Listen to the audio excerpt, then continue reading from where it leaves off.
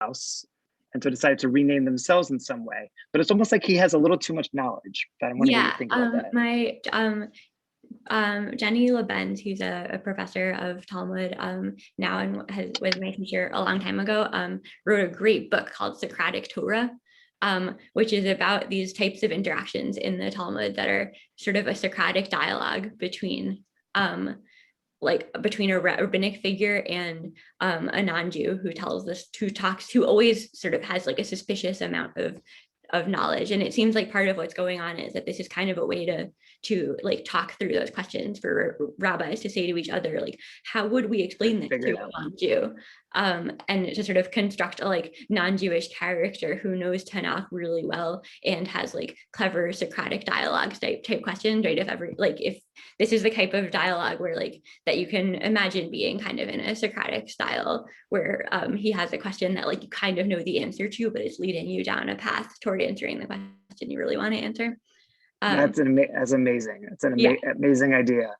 I love that because it's exactly what's happening here, it seems. And so like, why are they so worried about him being in that bathhouse? Like, why is it that, or put another way, rabbis are going to the bathhouses and we need to figure out a way to answer it. Almost like if a rabbi goes into a non-kosher restaurant to eat veggie food or kosher food, and they run into somebody and they say, Rabbi, why are you here? You got to have an answer for that. So it's almost like practicing what that answer is. It's fascinating. Do you want to keep going? Sure. Okay. So when Rabban Gamliel came out of the bathhouse, Proclus ben Plospos said to him, I'm sorry, other way around. Rabban Gamliel said back to Plospos, I didn't come into her boundary. She came into my boundary. People don't say, let's make a bathhouse as a decoration for Aphrodite. They say, let's make an Aphrodite as decoration for the bathhouse. Oh my God, this is fascinating. So what do you think? It's like right in some level, it's kind of a good, right? Like he's just trying to take a bath. It's not his fault that like someone decided to build an idol there. He's not. And that's kind of, there's a solid argument to be made there. I don't know. What do you think of this as an answer? I think the point he's saying here is that, and it's interesting that because when I heard this story before I've been studying it, but I've heard it before, it skips this part and it kind of goes to a piece of the next section, which is basically that I'm not going into a bathhouse to pray. So why would you think that I was actually going to worship an idol, right? Mm-hmm. But it's this sense that I need to go take a bath. So that's the statement of I didn't come into her boundary, she came into my boundary. I have to go take a bath. It's not my fault if they want to build a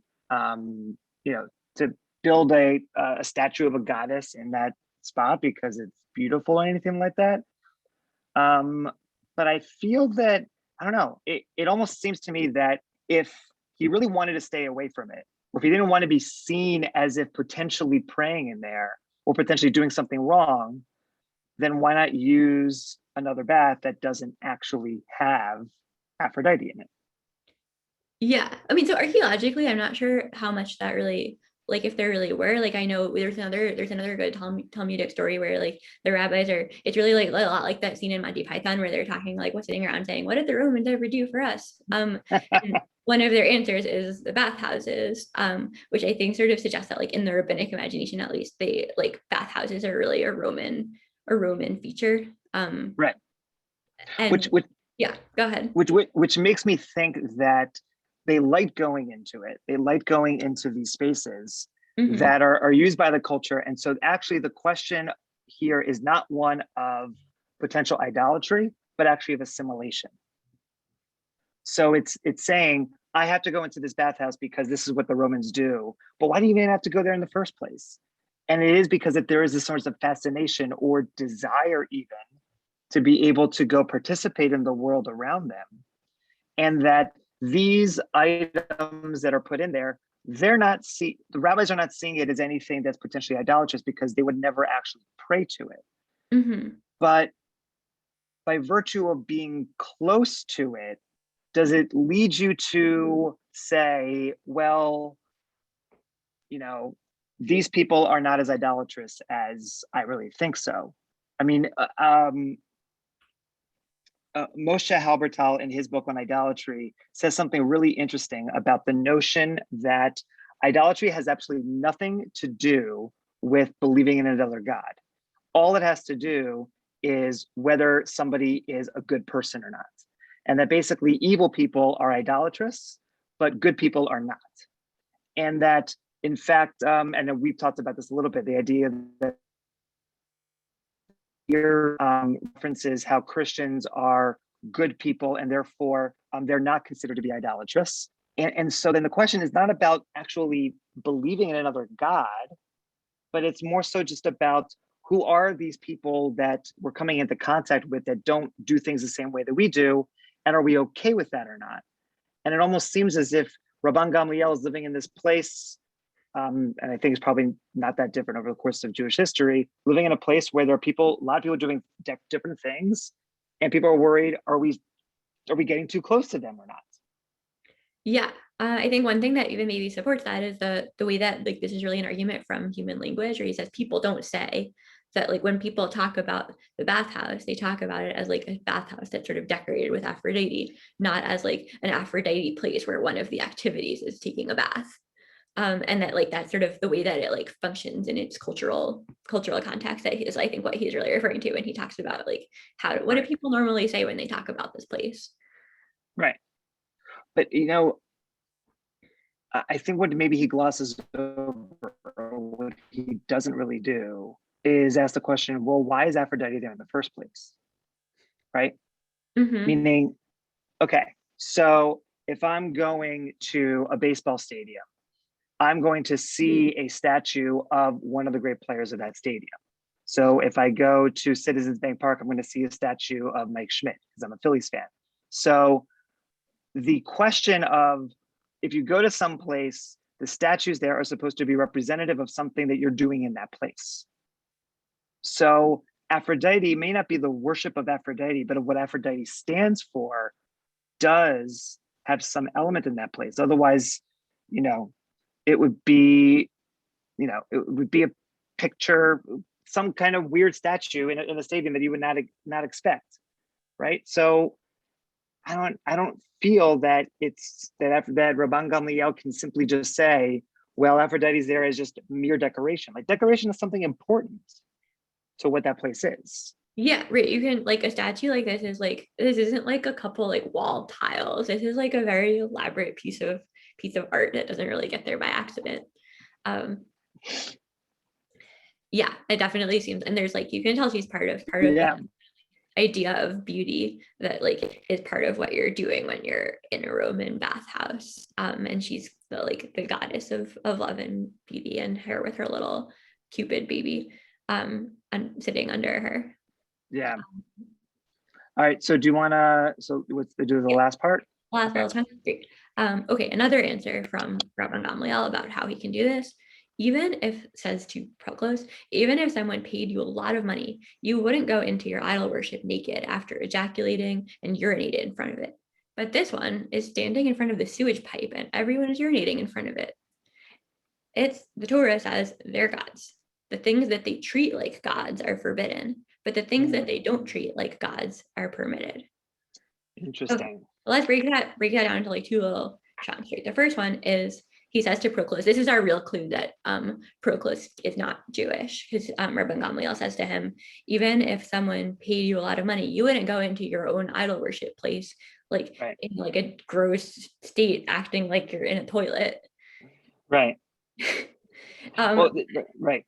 The fact that that's how you behave around this Aphrodite sculpture tells you that nobody thinks that this is a god because you don't pee in front of gods. I think it's a fair statement.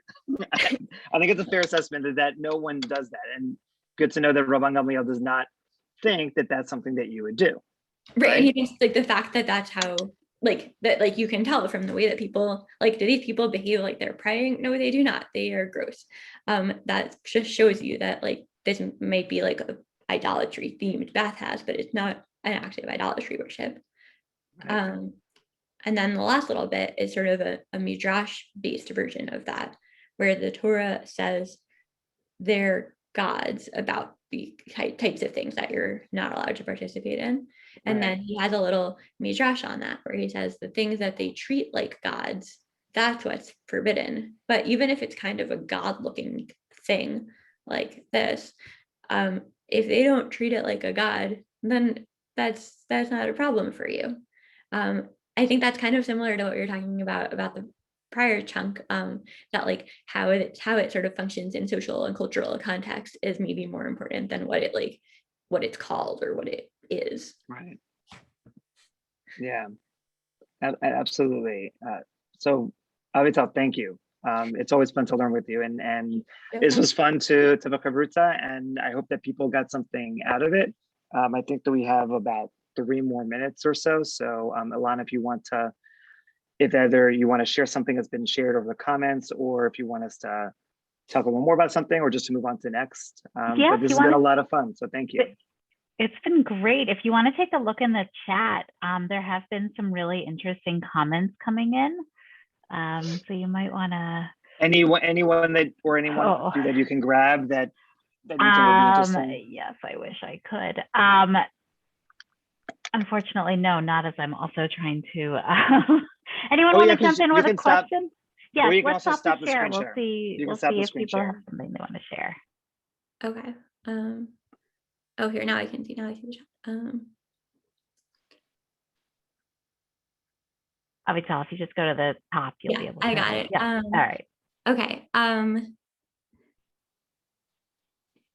Yeah, so when we have a couple of questions about like what was this like for Jews in this cultural context? Like how are they making a fence around the Torah? How do they function, like especially in a context where you're naked, and for Jewish men, it's probably like must be very obvious that you're Jewish, and people can look and tell that they're circumcised.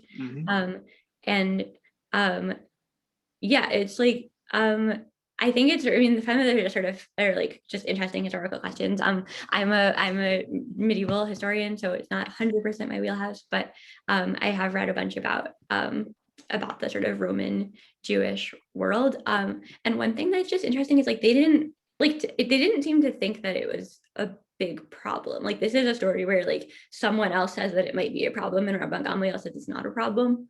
But they didn't, like, you can sort of imagine it like how you can like imagine like an alternate world where someone sees all the things that Jews do in America that are very similar to what everyone else does in America and thinks like, how can that possibly be how Jews behave? But it feels very normal. And we have other things that like Jews do. Like many Jews have something that they do that they would never do that other people do, because that doesn't seem like a Jewish thing to do. But you couldn't necessarily like predict what kinds of things that would be. I also just want to add on to that I think what this text also seems to indicate is something very important for all of us to remind ourselves, is that throughout Jewish history, or put it this way, America has not been the only golden in Medina that Jews have lived in. That there have been plenty of epics in Jewish history, certain periods of time.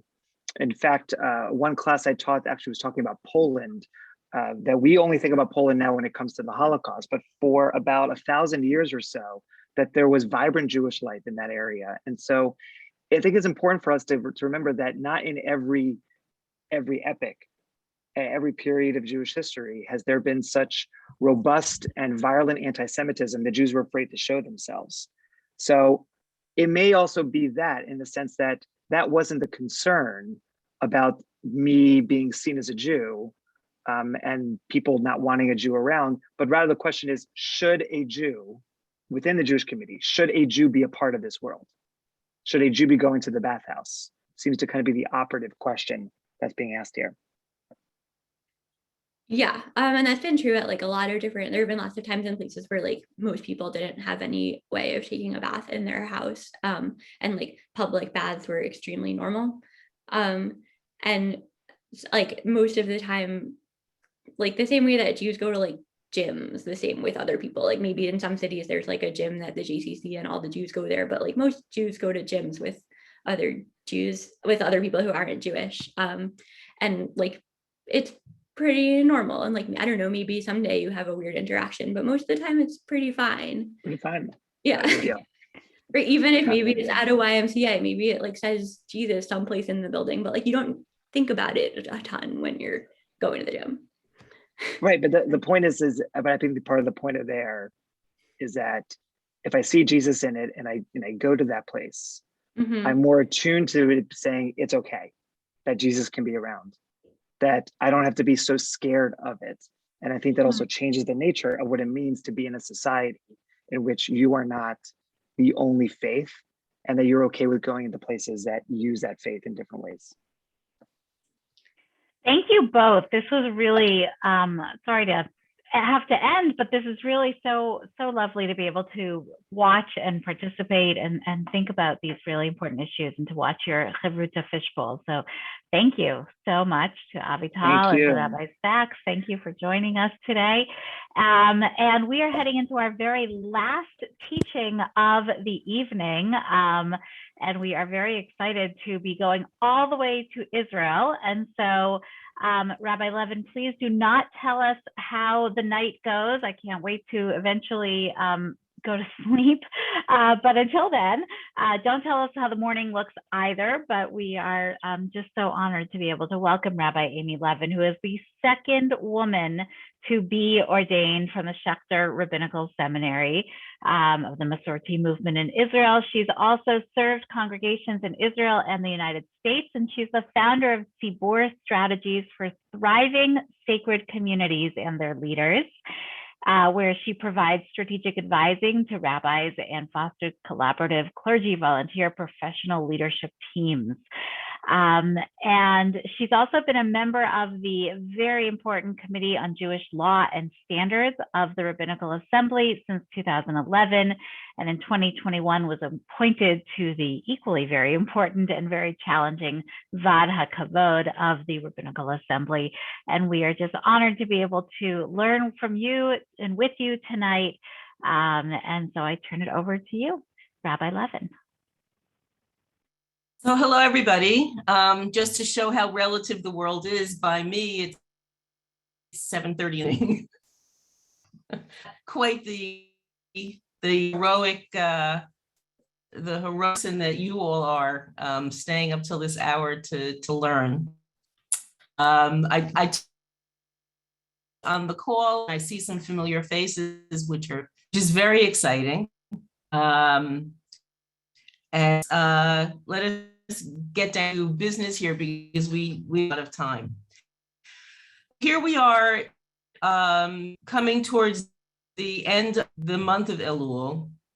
And in a really short period of time, we're going to be entering about 10 days of really intense tefillah. We're going to be in shul or online, or however it's going to be happening in your community. 2 days of Rosh Hashanah, and then there's going to be Shabbat, and then there's going to be Yom Kippur, and it's very, very intense. And it occurred to me that it's worth spending a little bit of time thinking about the recipient of all of our prayers. I have, as I hope you all have looked at your, have looked at the text, but can also share. You can share, and I just put the link in the chat. Okay. In the chat. Good. Yeah, I was opening the right thing. Allows, oh, all right. You know, I'm having trouble sharing my my thing. I'm not sure why. Okay. So here, I can share it.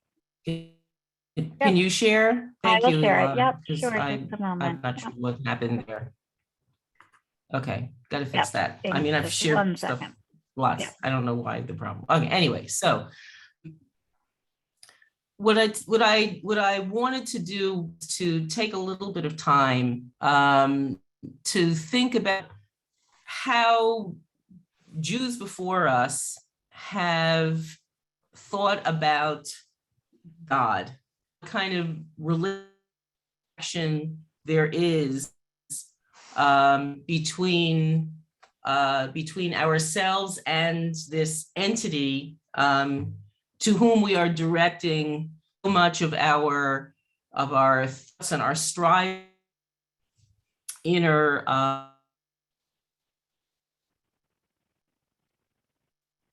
the next little bit. We're going to take a little bit of a journey through the history of that I'm bringing you in Talmud. The Talmud is a collection of words. There is often no beginning, middle, or end to any particular sugya, to any particular passage. I should stop my video to improve my transmission. I can do that, yes. It may also be a problem. So let's try this. Video... How about if I stop sharing? And again, I'll put the link in the chat, and that way, if you'd like to open the text, you can do that. And that way we'll keep the the bandwidth as minimal as possible. Okay. So I'll put it in the chat again in 1 second. If those who were making comments about the quality of the connection, if this is better now, let us know. And if not, then I'll also turn off my video. Now you all know what I look like, so not so important. Okay, so Babylonian Talmud. As I was saying, the Talmud is this collection of protocols, discussions between rabbis, all kind of sitting around the same table, even though they were separated by hundreds of miles and hundreds of years. But somehow or other, they're all sitting together having a discussion. At one point, in Tractate Brachot, which is the tractate in the Talmud that discusses prayer, both technical and spiritual terms, we read, Rabbi Yochanan said in the name of Rabbi Yosef, from where do we know that the Kadosh prays? How do we know that God prays? As it is said, a quote from Isaiah, bring them to my holy mountain, and I will cause them to rejoice in my house of prayer, in the house of my prayer. Tefilati, tefilati, in the house of my prayer. Their prayer is not said, rather my prayer. From the Kadosh Baruch Hu prays. So they're taking a look at the having trouble speaking English today, sorry.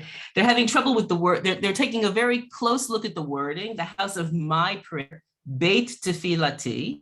It could have been Beiti Tefillah, something like that. It's my house of prayer unattached. But what's engaging them is that God is saying is the house of my prayer, not the house of their prayer, the house of my prayer. So that begs the question, what does God pray? If this is the house of God's prayer, then what is it that God could possibly pray, seeing that God is the one to whom prayers are meant to be directed? So Rav Zutra Bar Tuvia answers in the name of his teacher, Rav, and he says, this is what God prays. May it be my will before me, that my mercies will overpower my anger, and that my mercies will turn back my harsh attributes, and that I will behave with my children with the attribute of mercy, that I will come to them within the strict construction of the law, meaning I won't get too carried away with the punishments that I may feel in any given moment. I need to be merciful and just stick to demands that I, God, have made to my people. I find this to be a fascinating concept, that God is with God's own inclinations to get too angry, to take things too seriously, to forget that people may be weak and may wander and may not be able to the deal, whatever the fate is, whatever the God has made with any given people, because we're not the only ones to have a covenant with God. There are other people who have covenants with God. But whatever it is that humanity may be doing that really, really, really is getting God's goat, so to speak, God feels the need to say, no, I need to step back. I need to relax. I need to remember that these are imperfect beings that I created. It's this free will experiment, and there are going to be consequences to that. And this is how God created these beings. So I need to step back and give them the room to and to be. Oh, this is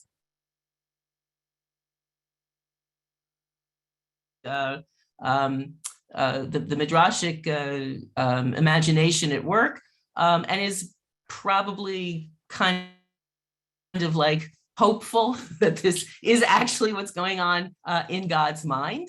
But there is also, to me, something very engaging in the concept that the entity, the being to whom we direct our prayers, let's just say himself. I apologize for the genderness. Sometimes you just have to do it. God himself prays. Even if God's praying internally to himself, God understands what prayer is,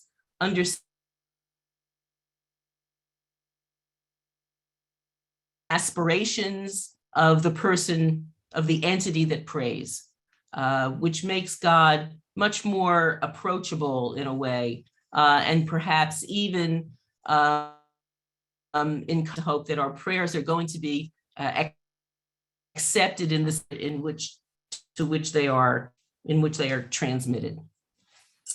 So that's the first text. We're already halfway through our time. Now we're going to jump ahead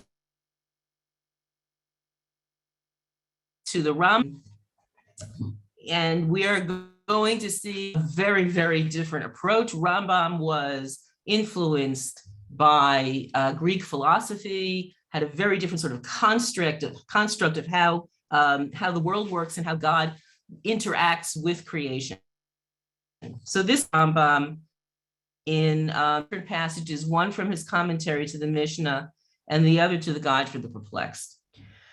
He is the source of all existence. In him, all else subsists and from him derives. He is sufficient to himself. God is one, the cause of all oneness. He is incorporeal. God is absolutely eternal. It is as if you say, by a staff. The staff was moved by a hand, the hand by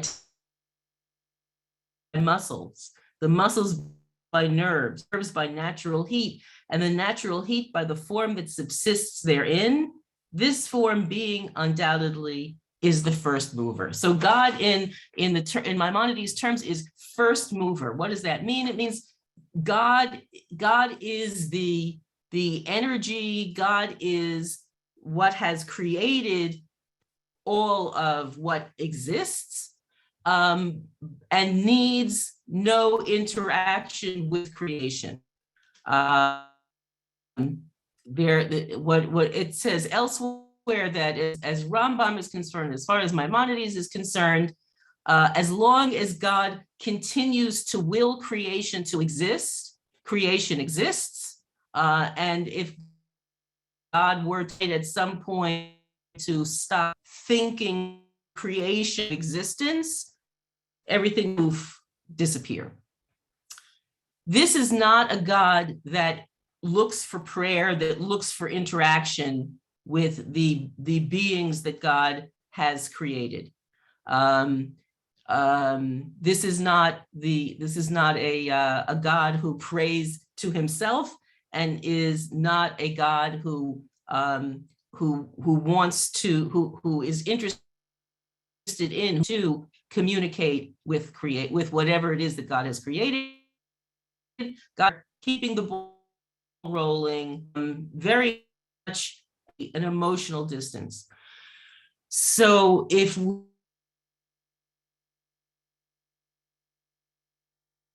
God doesn't really need prayer, the answer is keeping it kind of short and simple.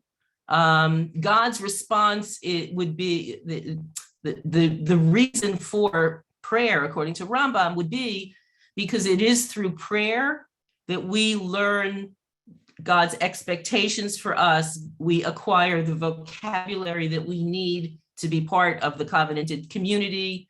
It's where we learn the values, it's our values, it's where we learn what our aspirations are meant to be. It's how we create community. All of those things happen through prayer. And the source of this covenant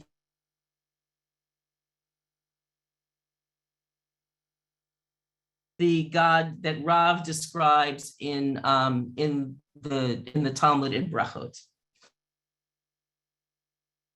We move on. Did anybody want? Yeah, Amy, I think we should turn off your video. All I think we should turn off your right. video. It's hard to cutting I'm out turning a little off my video. Bye. Okay, I'm hoping this is going to help. I have been getting internet connection is unstable, so it may just be something local here. I live on Hanaton, which is a kibbutz up in the lower Galilee. I'm not in the center of the country where things are more stable. While I look out at the hillside and the woods and the trees and all of that. So my apologies if this is a little bit bumpy. Clearly, Rabbi Abraham Joshua Heschel, very different concept of this God that is the target, so to speak, of our prayer.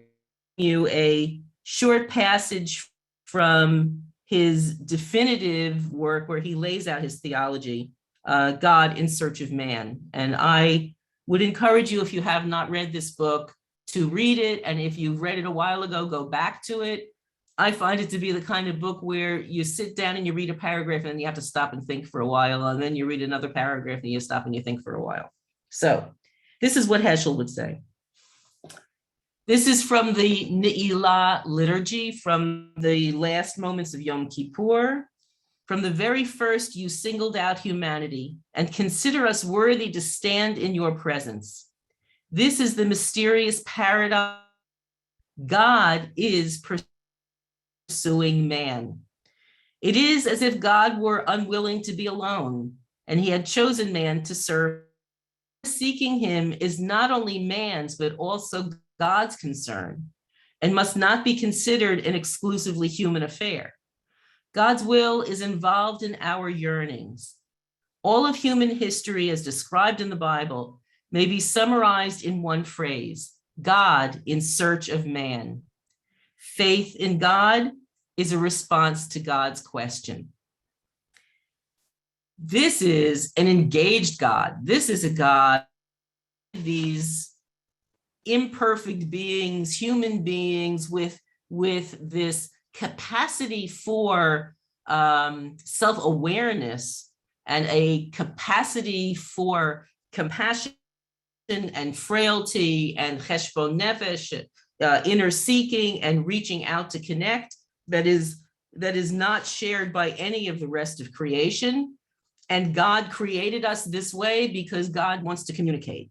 And God was lonely and is looking for partners to share the journey of existence.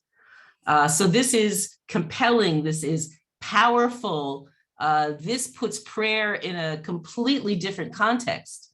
Now, when we think about coming together as a community and investing so much time and energy in expressing our aspirations as individuals and as a community, through Heschel's vision, we have a partner in that conversation, which is very different, of course, from the Rambam, but in a very engaging way, takes us back to the Talmudic image of passionate about prayer and is going to be responsive to prayer because God prays. So God understands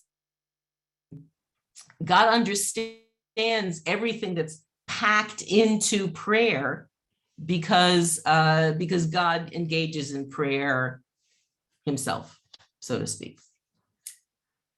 Okay, in the last 7 minutes, unless there are questions somebody wants to put on the screen.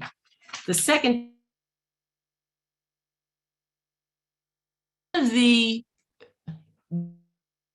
one of the questions that comes up in life, really all about, why not create people the line, and why not create people going to be a pleasure? God created a lot of potential for what we in Hebrew call agmat nefesh. God created a lot of potential for having to suffer through a lot of disappointment and annoyance by creating humanity with free will. Aaron Zeitlin was an American Jewish writer, poet. He lived in Palestine in 1920-21 for a little while, and then went back to went to live in the States. And this is, it sounds like God needs us as much as we need God. That's probably, yes, thank you. God is engaging God. Yes, absolutely. So God is a communicator. I mean, sometimes we wish God would be a little bit clearer, but yes, we have obviously been able to connect to what we feel are the messages we get from God. Here is, I think, a brilliant expression of what God may have aspired to in creating all these crazy free will creatures. Praise me, says God, and I will know that you love me. Curse me, says God, and I will know that you love me. Praise me or curse me, and I will know that you love me. Sing out my graces, says God. Raise your fist against me and revile, says God. Sing out graces or revile. Reviling is also a kind of praise, says God. But if you sit fenced off in your apathy, says God, I don't give a hang, says God. If you look at the stars and yawn, if you see suffering and don't cry out, if you don't praise and you don't revile, then I created you in vain, says God. To me, this is the most engaging picture, image of the God who created me and the God to whom I very heavy. Yes, lots of layers to this. It makes tremendous sense because of free will. This is one of the few places where I have seen an image of God that can explain why we were created with free will. That, oh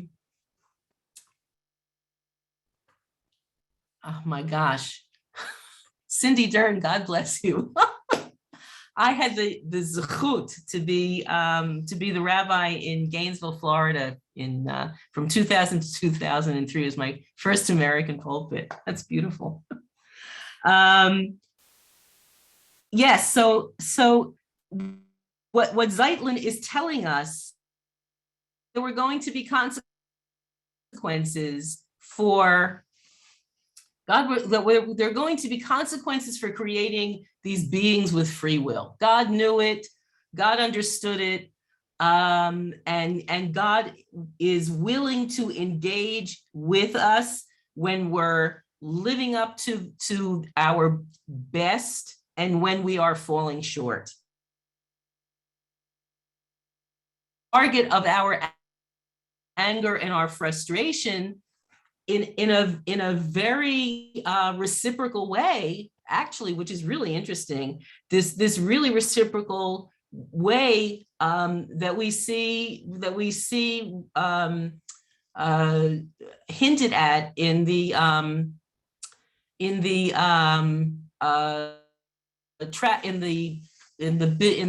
Talmudic passage where God prays to God's own self, right? If God prays to God, experiences maybe getting too angry, then that's the God that is speaking through Zeitlin. That's the God that's saying, I get it, I understand it, it's a struggle for me, it's a struggle for you. So these 10 days of repentance from Rosh Hashanah through Yom Kippur that we are about to together, but different kinds of together. We are embarking on it together, hopefully, God willing, as communities, but we are also embarking on it together with God. It's a project for all of us. It's not just we are sending this message to God and hoping that it gets heard. God is, according to Rav in Tractate Brachot, God is accepting our prayers, hearing our prayers, and struggling to respond to God's own best aspirations as our creator and as our partner in the Brit, in the covenant. I'm turning on my video just for a second. Okay. Thank you for all your comments. These are wonderful things that you're writing. God has a frequency. I like that. He needs us to yeah. Yes, this concept of the spark of God in the human soul has so much potential, and so it's such a rich way to express perhaps what that free will, self-awareness capacity of humanity is. Yes, God does not want apathy. David Sherman wrote long, and I believe, I am not willing to say that we have failed. Absolutely not. First of all, there's how many, there's like of you learning right now in the middle of the night. How much of a failure could that be? Mashiach, I wouldn't mind Mashiach, but in the meantime, I get a tremendous amount of inspiration and sipuk nafshi of finding something or other from the good things that people do and from the very honest struggles that people have and from the aspirations that so many people have to connect with our creator. So yeah, I mean, Mashiach will be interesting whenever Mashiach rolls around.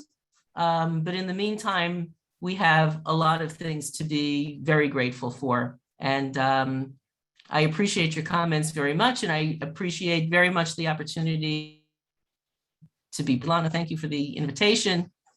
Wishing us all a 5072 of good health and peace of mind, of thriving community, and of good interactions with this interesting God that we have.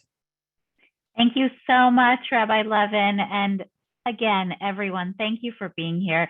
Please do share your thoughts just so that we can know who you are and what else we might be doing to provide programming as this year continues. And we wish you all a Shana Tova, happy and healthy, sweet new year. And we look forward to, thank you to all of our presenters and to all of you for being here. And we look forward to being able to gather in many ways. And Rabbi Levin will come visit you, God willing, on Kibbutz Hanaton, a fabulous place to visit and to live. So again, everyone, thank you, and Shana Tova. Be well. Be well. Night.